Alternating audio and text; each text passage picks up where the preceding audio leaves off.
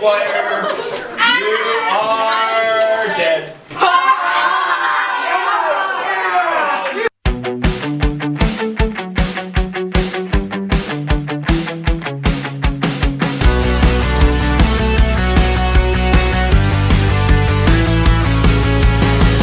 Hello everybody.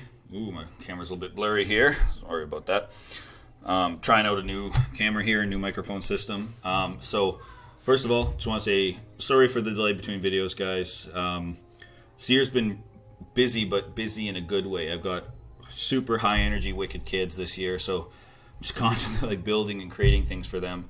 And then this kind of stuff has been taking a bit of a back seat. And I mean, like I tweeted a little earlier, it's been a bit of a week, a bit of a weekend. First experience as a teacher where a former student passed away, and that was an interesting set of emotions to deal with, because while I taught them several years ago, these people become your kids, and it becomes really difficult to imagine, you know, a parent losing a child as a parent myself, but then as a teacher, because these people become little parts of your own little school family and stuff. So it was just, had kids sick as well, and just really busy with the times, and political climate going on here is really negative towards teaching for a lot of people. So it's been a week, let's just say. So I'm just trying to get caught up. I want a sense of normal, so I'm going to go ahead and produce this video, and I'm really excited about it because it is something that I have tried to do for a long time. A lot of questions I get are about Battleboard, and because they're about Battleboard,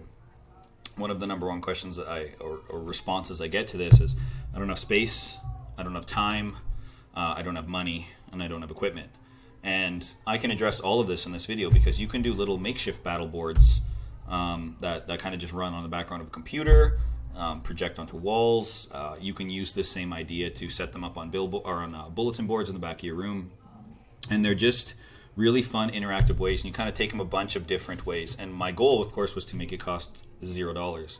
So that's what I was able to do through the help of kind of some of these websites I came across, and the incredible generosity of the D&D community. So let's go ahead and check it out. I'm super excited about this, so let's go. How to build your own quick quests or mini missions. Alright, so shrunken to the corner. The first thing you got to do is I want you to check out a website called 2 Minute Tabletop. So what 2 Minute Tabletop is this unbelievable website run by a guy named Ross over here, who draws D&D maps and elements or assets for maps, like little tokens, characters, weapons, whatever. And all of this stuff is free or a donation base. And that's what I think is absolutely incredible about this, is that this guy does an amazing job for education. Not intentionally for education, though.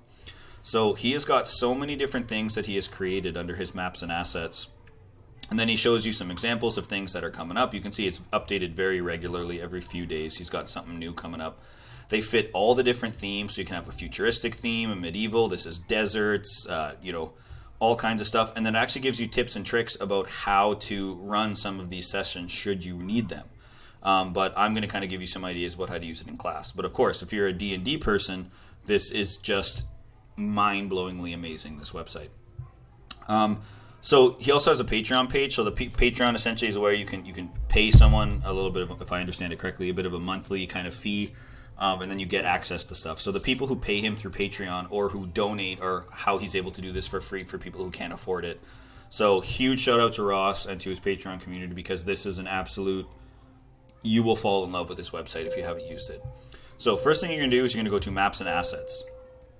And when you go here, you're going to see that he has a whole laundry list of just incredible things. And I mean, this just goes for such a long time. And all of these different assets fit so many different themes. So you can buy everything he's created for $70, and you're going to notice everything says $1 or free. So let's say you wanted to get the Crumbling Desert Tomb. What you do is you click on it, and then it has the ability to put a donation. And you can see the different things that you get for it as well. So again, he has different color variations. So you can see grid lines, no grid lines, black and white, and then absolutely no color at all. So what you do is you set what you want to donate. And again, he's totally fine with $0, okay? If you want to support it another way, through word of mouth, through spreading the things, kind of like I'm kind of doing right now, that's another way that you can help. You can donate as much or as little as you like. But the guy is an incredible dude. And I'm saying that never having met him or actually spoke to him. He's just, what he's doing is amazing for D&D and in turn for school. So what you're going to do is you're going to scroll through and you're going to download whatever asset packs you want. And I'll tell you right now, I downloaded every single one of them because it is just remarkable. And the one I'm going to show you how to use today is Haunted Mansion. But of course, as you can see, there's just an absolute litany of choices, including like some of these dungeon room builders, hero tokens, again, little assets you can pick up at the top here, all these different things you can use to decorate and build. So take some time right now, pause this video, go to 2 Minute Tabletop, and then just search and download. Alright, so now that you have searched and downloaded, what you're going to do is you're going to go into your download and you are going to unzip them, okay? So here we have all of our items. So this was Bandit Camp assets, so I unzipped everything. I only mention this because the first time I used these, I forgot to unzip them. So when I went to insert them into the pages, it actually didn't work. So that's really important. So you're going to pick all of the assets you want, get them onto a folder, desktop, whatever the case may be, and you're going to have them all there and ready.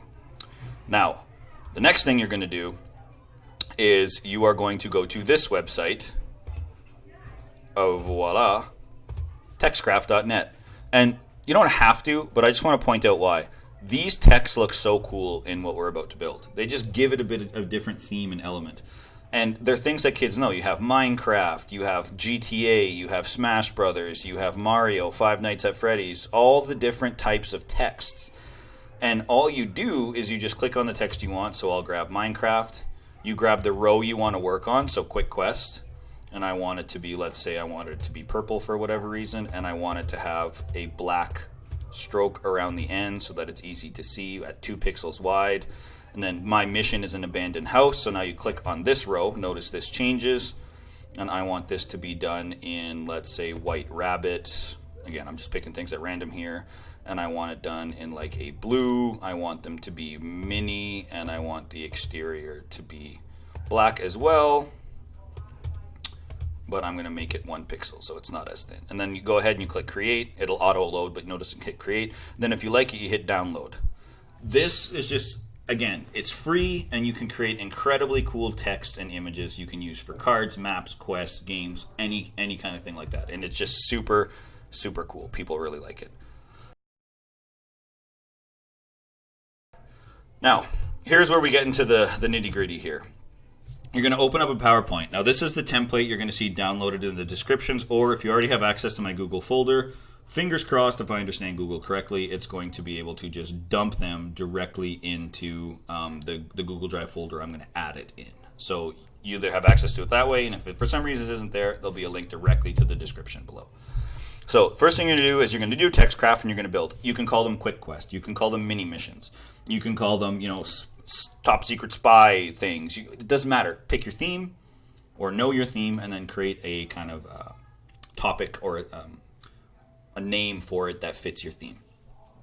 And then you're going to give it a description. Mostly because the description gives it a bit of life. A big issue that I have with gamification done improperly is that we look at the gamification as just being in our classroom.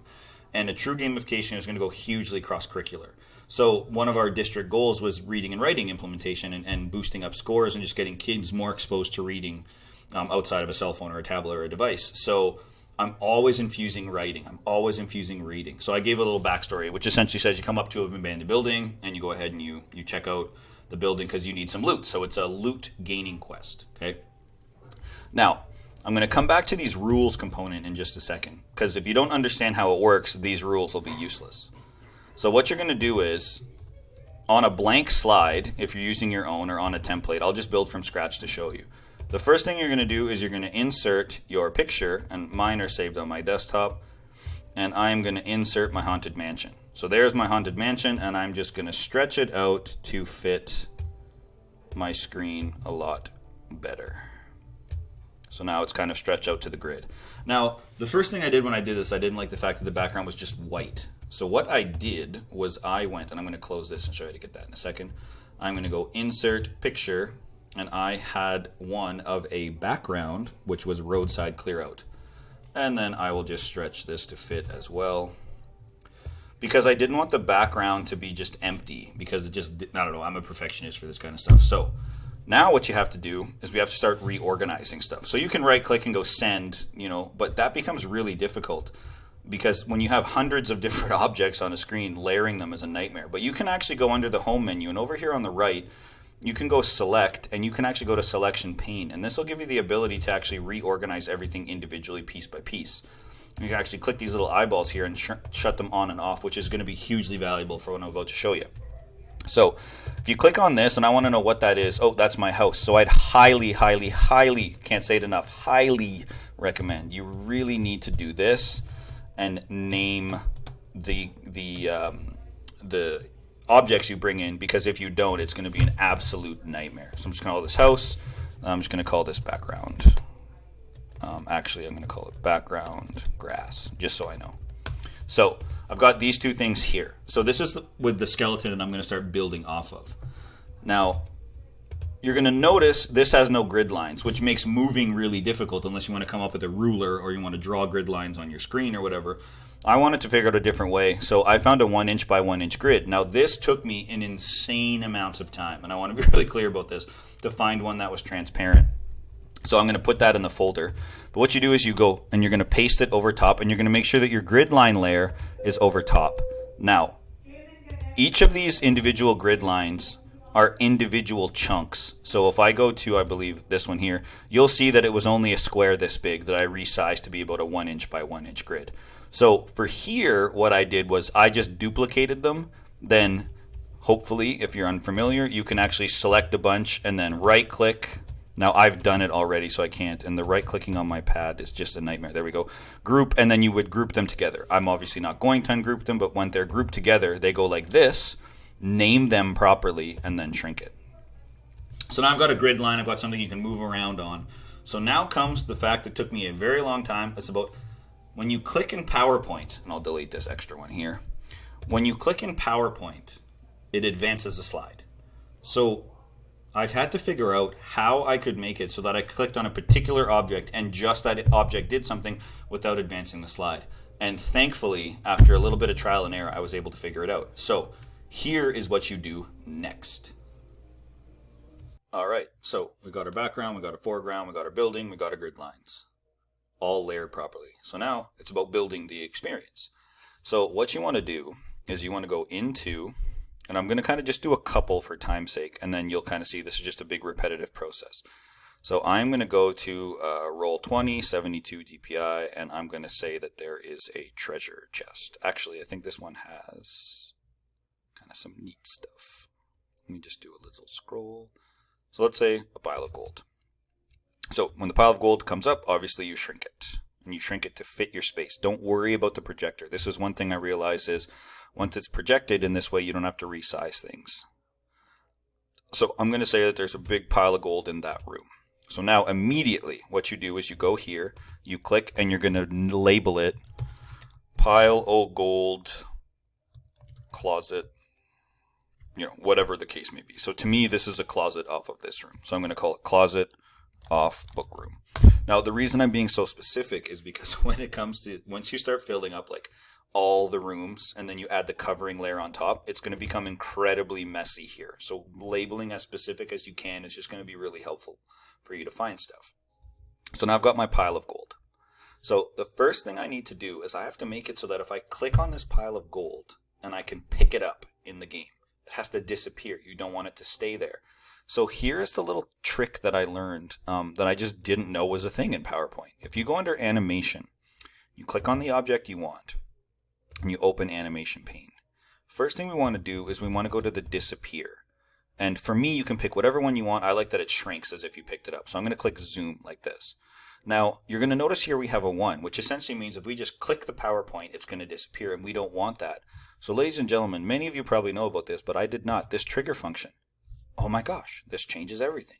When you go click and you go on pile of gold, it sets that only this little lightning bolt, clicking on this pile of gold will make it disappear. So I'll kind of show you that right now. Just move me up a tiny little bit and watch. here's my map. Notice I have the hand appear. This doesn't show up on your screen when it's projected. So this is how you don't have to worry about scrolling through and accidentally revealing things. So you can click on it, boop, and it disappears. I'll show you how to indicate the assets in just a second. So you start dropping in your assets. Now I did this in a completely backwards way. I filled up the house and then I realized I have to have it so that rooms become revealed as you see them, because if I'm standing here at the front entrance of the house, I obviously won't see what's in this closet. So I had to make it so you had to get through, down the hallway, through, and in here. So the next thing you want to do is, and I would recommend highly going room by room. Oops, sorry, not insert. You want to go insert and you want shape. And you're going to grab just a rectangle. You're going to draw it out. And you're going to make it black on black on black. So this is like the fog of war, okay? So now what you do is you just roughly line it up with your room. The crucial part is to not cover the walls so that you know where it fits. And now I've got a room that's covered. So I make sure, so I'm going to call this, again, I'm going to call it closet for consistency's sake, off book room, like that. And if I turn it off, it's going to reveal. So now you repeat the exact same process. Click on the object, you go to animations, you go disappear, or again, whatever animation you prefer. I just like disappear for these ones. And then here, under the trigger function, you go on the click of closet off book room. Boop. Now, those features I'll show you are only interactable like this. So to see what's in the room, you have to get your character here, walk into the room, click, and then that will disappear, revealing what's the contents of the room. Then you click, and then you can actually pick up the treasure. Now, isn't that amazing? Because this allows you to create an incredibly detailed, fully functional grid system, object system, and interactive system. So I'm going to show you. Now, for argument's sake, you would just repeat this process over and over again. So again, you just go picture. You'd pick an asset. So I don't know, I grabbed an anchor just at clicking. Shrink it down to fit. Always try to fit them within a grid system so that as it's lined up, it makes kind of the most sense for it being there. So, I might want to throw an anchor in this closet here. So I'll shrink it down. You can use the arrow keys to really do the finer movements. Let's say you're good with that. Then, of course, you repeat the process. Click, anchor in bedroom closet. And again, I don't know that that's a bedroom. That's what I'm saying it is. And then, of course, you go here, or you can copy if... Actually, don't copy because you will grab all of the same interactive features. Sorry. Good thing I almost made that mistake because I had to redo everything when I was copying. So I don't recommend copying. So just make a little box. What you can do is you can do the format painter. So you can click here, format painter, click here. So it's identical in terms of its format. Then you can go like this, shrink it down to fit the room like that. I'll bring it back just a touch so you can see that there is a closet doorway here as indicated right there. And then again, it's click, animation, disappear, trigger, on click of rectangle 15. Whoops, didn't rename it. So then you just call it bedroom closet. Now, as you start to build more and more assets, you might have to do some reorganizing. So to layer things. So for example, if your anchor was showing up over top, that's because you need your bedroom closet layer to go over. And sometimes you can just click to make sure that you're working with the right layers by closing or opening the eyeball. So again, you're going to repeat this process on your own map as many times as you want with as much detail as you want. And I'm going to show you how I ran mine by going over here. So here's the finished product for me. And I went bananas with this because I've had so much fun. So here's how mine works. My characters start over here, okay? And as they move, they advance. So I have things, so just some ideas for you. They can search a barrel. Oh, nothing in that barrel. But this one has one. They want to pick up the bag, they click it. You can steal the clothes off the clothesline.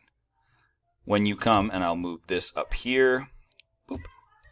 When you get to the front of the house, you can pick the berries from the bushes. You go into the front door. Now you can actually make interactive features with the different stuff. So for example, he has this carpet. Using the wipe disappear function, I can make you roll up the carpet. Oh no, there's a hatch. Do you want to open the hatch? You do. Oh no, it's a trap and you're dead. Okay? You can click the statue. Statue reveals a secret door. You go into the room, you click here. I have a hidden box. If they step on this tile, spikes come out of the floor and you get killed. You can go over, oh, I'll move myself again. I'm all over the place. You can click here, there's a tripwire. Click on that, boom, spikes come out of the wall. And this is all done with a series of just different animations, okay? Which I'll do at the end of the video, some of the tips and tricks. But you can see that there's an advancement, so you get attacked immediately when you walk into this room. You can remove the cloth from the table and find the different things. You can grab this box. Oh, there's a stone in this box. There's things here, things there. Oh no, a trap ball. You know, and you can just go absolutely bonkers when it comes to this, because you can just pick any feature, any asset, and all you do is you have to reorder the animations, which at the end of the video... Okay, one quick thing I forgot to add is as follows, and this is actually, again, another learning tool point that I had. Every time you have an asset that they can collect, so for example, this book you can collect, what you're going to want to do is make a copy of it, and you're going to want to paste it onto a blank slide. The reason is this is what you're going to attach to magnets. You're going to print this out, and you're going to attach this to magnets as a movable interactive inventory, which I'll show you in a little bit later in the video. So anything that is non-interactable. So for example, this carpet doesn't do anything, or this bookcase doesn't do anything. But you can pick up this book and these glasses. So all I did was I copied and I pasted, and then I just resized it to be a little bit larger. The size here doesn't matter as long as you can see it clear enough when you're moving it on the board to the inventory, which I will show in the setup process once this is built. So a quick little tip there, which I almost forgot to mention, which cost me in my original designs.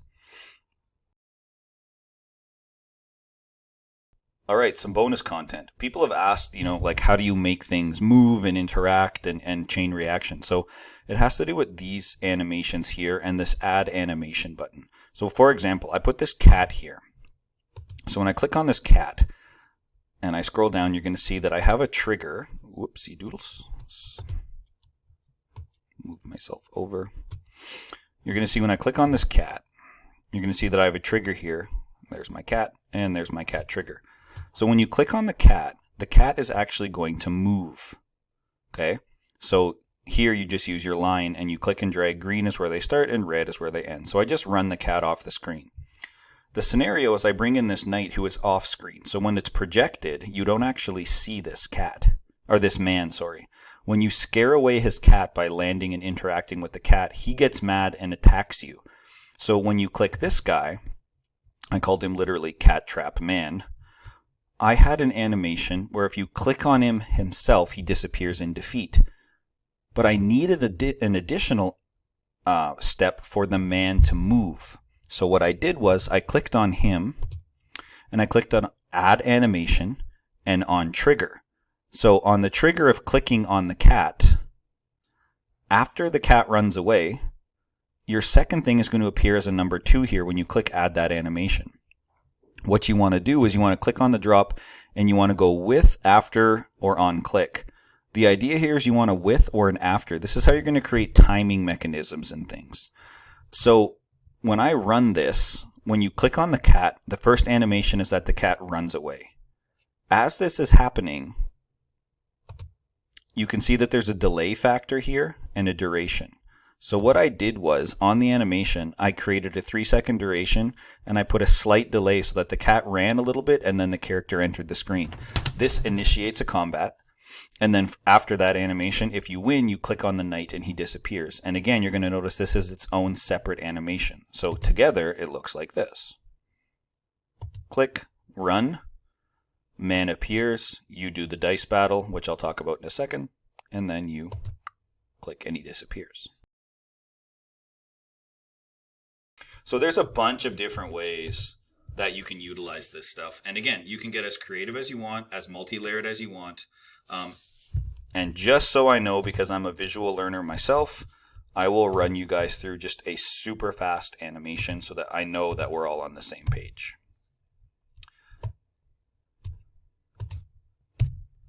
So in this regard here, I'll go here. So I will insert a picture of anything. I'm just going to make a hat move just for the sake of it. So you've got this hat. So let's say you have this hat here. I'm going to go, now I'm going to draw my shape, sorry, over top. room. And we go shape fill black and shape outline black. So I'm going to call this room just for now, and I'm going to call this hat. So if I wanted this hat to attack you with some sort of magic hat in a haunted house, you'd click on this. First thing we do is our animation, our disappear, our trigger, and when we click that actual room. So I called it room. Now you just move that aside, click on the hat, and what you're going to do now is you're going to click on the following. You're going to go here, and we are going to, we're going to go to move, okay? So move is this, I always mess that up, at the bottom right here. So you're going to notice it defaults by going down. So I'm going to take the red, and I'm going to move it so that it approaches the door. The trigger is going to be on click of room when that occurs. So you're going to see now I have a 1 and a 2. I don't want that. So you hit the down arrow, and this is where you go to start with previous, and then I put on a 2-second delay, and 2 seconds would be too fast, so I'll say it attacks you in a minute or in 1 second. So now I have that. And now if you defeat the hat, I want it to disappear. So the trick is you click on add animation. You scroll down to, I like to use the zoom one, and then on trigger, click of hat. So now, just like the cat animation I showed you earlier, if I run this, you'll see that phase 1, I should click and the hat should attack, click and attack, and then we defeat the hat, it disappears. So feel free to use those multi-steps process to really bring your maps to life. It's fun, and the kids get so stressed out and panicked. You'll see in the little bit of highlight video there where the kids, go into a room, they don't know what's there. It could be good, it could be bad. So it's kind of that exciting point, which I really think is something that is super easy to do, highly usable, and kids really, really enjoy it. So let's make this happen.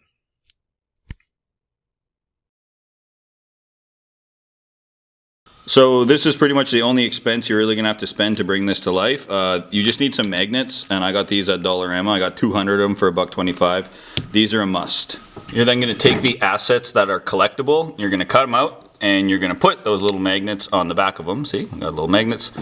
So that when they're collected, they can be dropped onto an inventory as the game goes. You can see the inventory is kind of right there. That's how we track everything.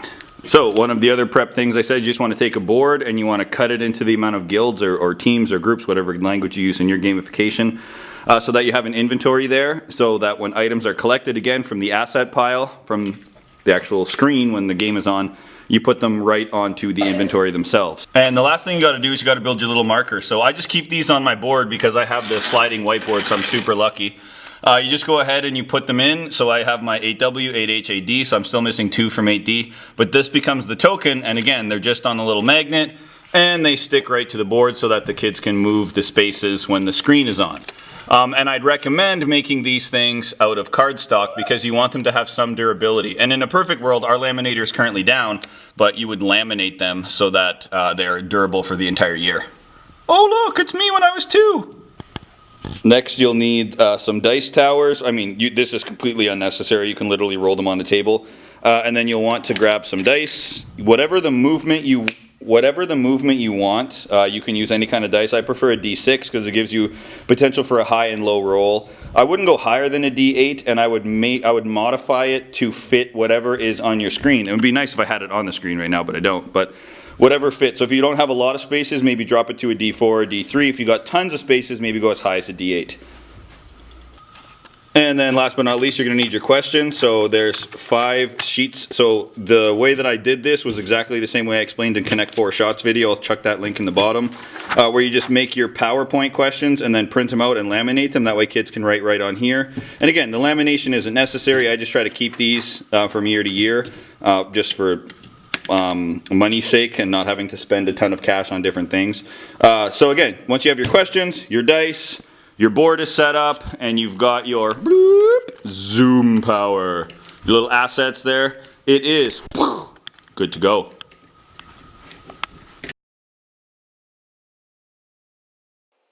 Alright, so how do you play? So it's pretty easy. Filming at my house now, I totally forgot about this. So little animation.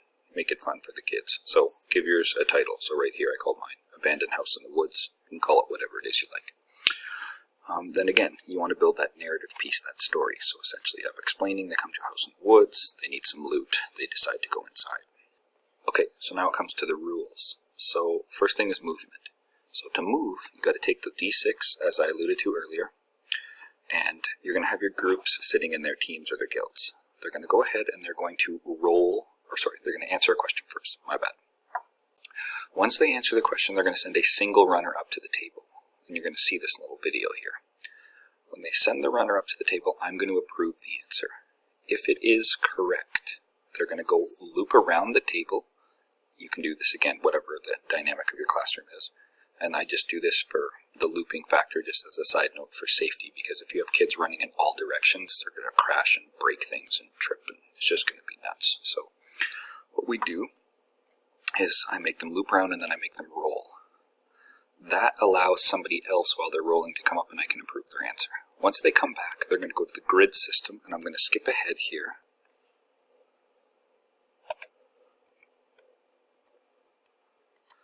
And if their character starts here and they roll a 3, they're going to go 1, 2, 3.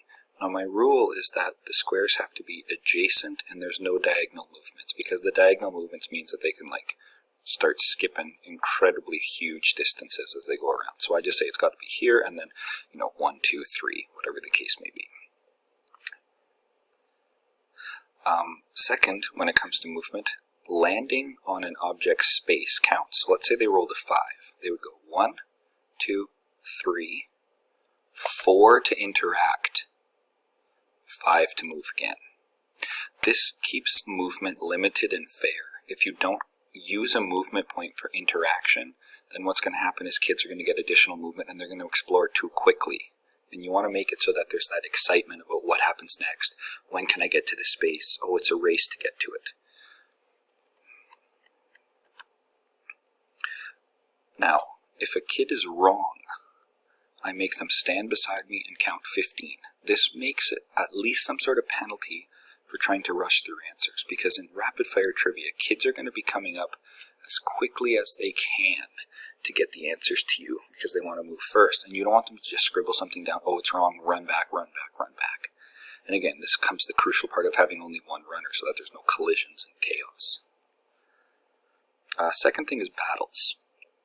When it comes to the battles, this is if you encounter another enemy. So earlier I showed you kind of how a wizard runs at you, or a knight or something in the house. Or if you land on a space where another team is, you can battle each other for your loot that you've collected. Either way, I needed a rapid fire way that we could do battles. So I went back to my classic original battle board mode of dice battles. So what I did was I had it so that if it's an enemy, I play the role of the enemy, I run over to the dice tower, and we roll best of 7, just like a sports series. Highest number wins, and ties are a re-roll. First to 4 wins the battle. If it's versus another team, then they roll one person from each team rolls, so they have a representative per guild, and they roll and the same exact rules apply. Highest number wins, best of 7, and you re-roll on a tie. If you die, this is the fun part, and an enemy kills you, your loot drops where your character was.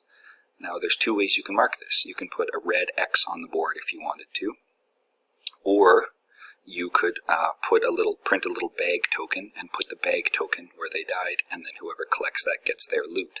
So if you picture the inventory grid that I had, you would go to that inventory grid, and if the team in the top left won a battle against the team in the top right, everything in the top right's little magnet items that they've collected now go into their inventory, and they get it at the end of the game. If a guild dies, you go back to your little markers where you determine where your respawn points are. So for me, I have these little skulls here. These little skulls are the respawn points. If you really want to have some fun, the next time I do this, I'm going to put 4 different skulls, and I'm going to put just a little number 1, 2, 3, and 4, and then they're going to roll a dice to see where their respawn spot is. That way it gives a little bit more excitement. I found that always going to the same respawn spot in this trial could have been something I improved. So that again is the battles, and then of course looting. You get into a room, you pick up something, the item goes into your inventory. Not everything is collectible, not everything is interactable, but you can go ahead and you can turn it to whatever it is you choose. It's 100% up to you what you have as an interactive feature or not. 100% your choice. And then again, you can use the animation techniques where like you use, instead of a disappear or a fade, you can use like a wipe, so like the carpet rolls by going across the screen or up, or something spins in order to search a different asset, whatever the case may be. The loot gets picked up and put onto the board. And then you can have some fun with traps. I showed you the manhole trap. I have a little green ball. When you pick it up, it shoots poison. I have the tripwire on the side of the wall, which you saw at the start of the video, which launches spikes out and kills the person, and all kinds of fun stuff. So again, the traps, like here's that trap right there. Here's the wipe animation. It's going to go across like this. Then he has an open and a closed lid. I had one disappear and the other one flip up, so it looks like the lid opens. That's a timing thing. You can have a carpet. Now one of the cool things is he has assets. I don't think I mentioned this. He has assets in his collection, like a clean table, dirty table. So if you want to search this table and you click, it swaps and you've messed up the table. Or this bed. He has a made bed and a kind of a tossed around bed. So you click, and then you get you've searched through the bed. So again, there's all kinds of different animation techniques you can use here. But what I want to do is, I want to show you this thing in action. I want you to see the kids looping around. I want you to see them moving stuff. I want you to see the excitement. I'll have some background music, but you're going to hear kind of the thrill and the stuff that goes on with this, because the kids love the idea of the risk, the reward, that not knowing what's coming in the next room, and kids really have a lot of fun with this. So here's what it looks like.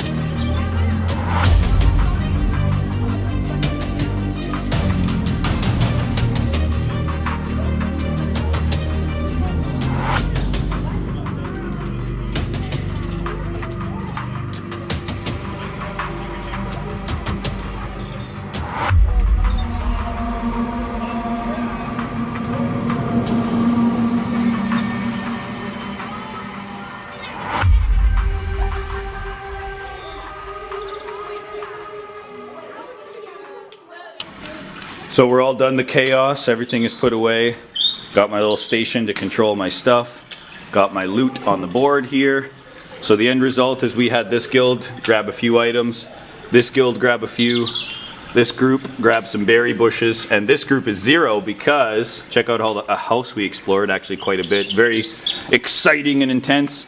We got to the point where this group up here had a full loot arsenal and got a little bit too ahead of themselves and ran into this room where they were defeated by a knight. But all in all, I would call this whole experiment in this trial a huge success. The kids were incredibly amped about it, and I absolutely loved it. So I hope you liked that video. I hope you found it helpful. I want to see what you guys do and what you create. Feel free to use my template. Feel free to tag me in videos and whatever. I just want to see what you guys come up with on your own, because there is just so many different layers and components to this that you can add. It's just absolutely incredible, the kind of stuff that you can do with this. And again, you could be exploring buildings, farmhouses, graveyards, castles, trains, space. It doesn't matter. It's whatever. This 2-minute tabletop website has just a litany of resources. So I really hope that you guys found that helpful, and I'd love to see what you guys come up with. And again, until next time.